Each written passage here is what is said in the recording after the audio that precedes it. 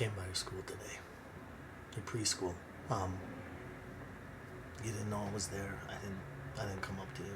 I just kind of watched from afar. But it's been so long since I seen you. Oh, you're so cute, man.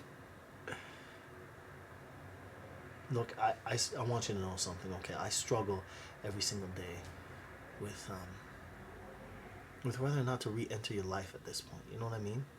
I mean, considering your mom would even let me, I struggle with it because I don't know if it's fair to you, you know, to appear in your life and then to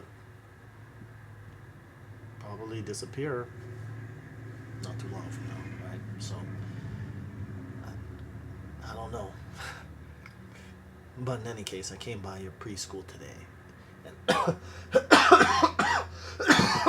sorry, um, I came by your preschool today, and I watched you play with the other kids, and you're so cute, man.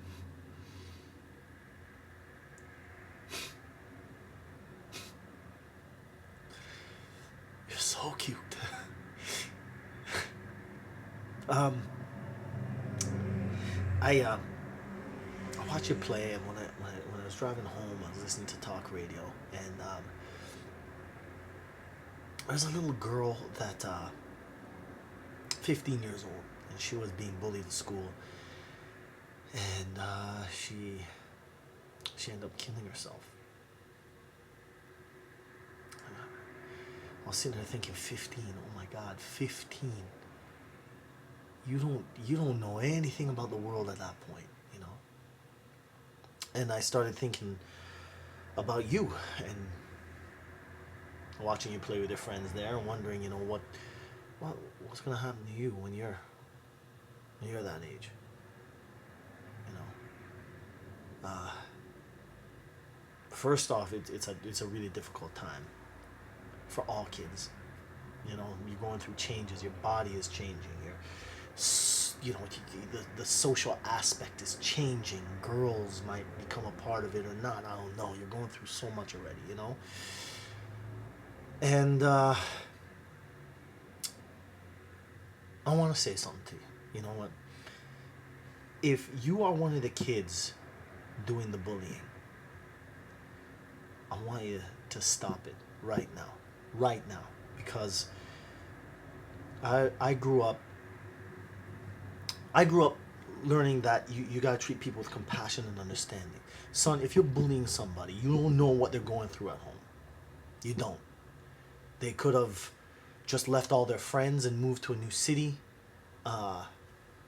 Their parents may have just divorced, and you know, it's an adjustment, and they're missing their parent, or maybe the parent died, you know.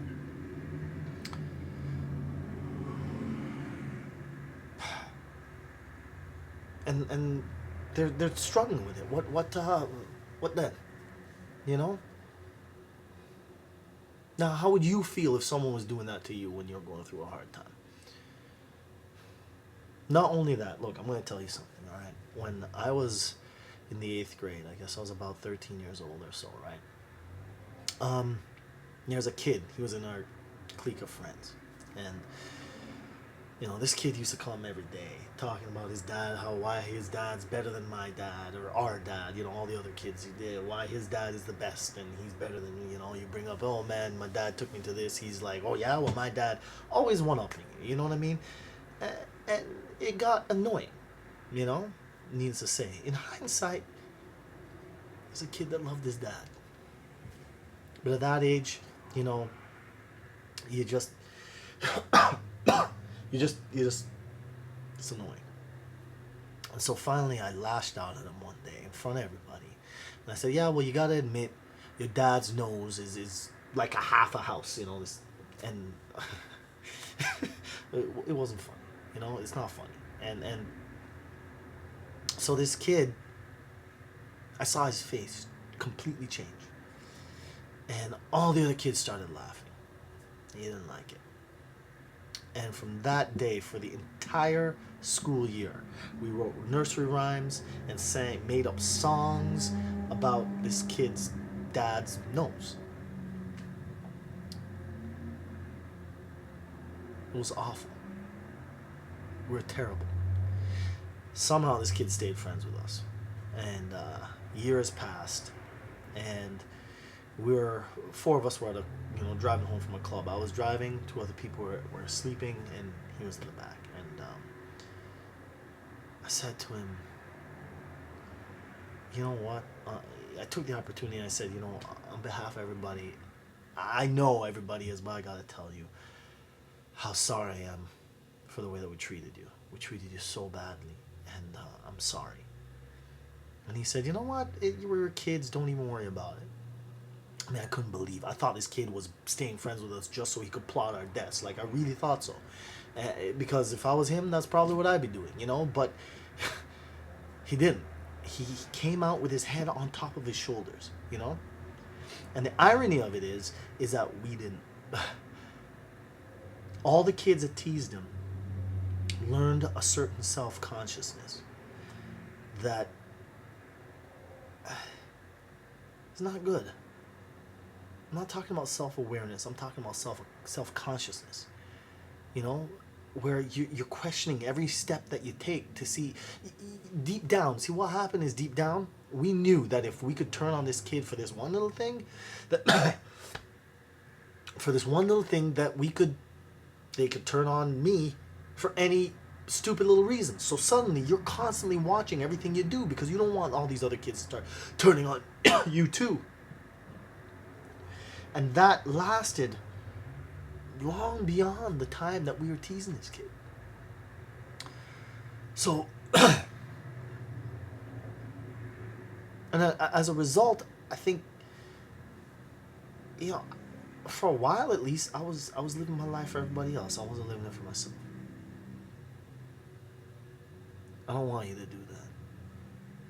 I don't want you to treat people badly, and I don't want you to live your life for someone else. I don't want you to be self-conscious about it. Now, if you're the kid being bullied, then let me say this to you: is that whatever it is these kids are teasing you about, as long as you're not hurting anybody else, and as long as you're not hurting yourself, it's okay. It might not feel like it because your school it feels like the world, but really it's this big. And what am I trying to say?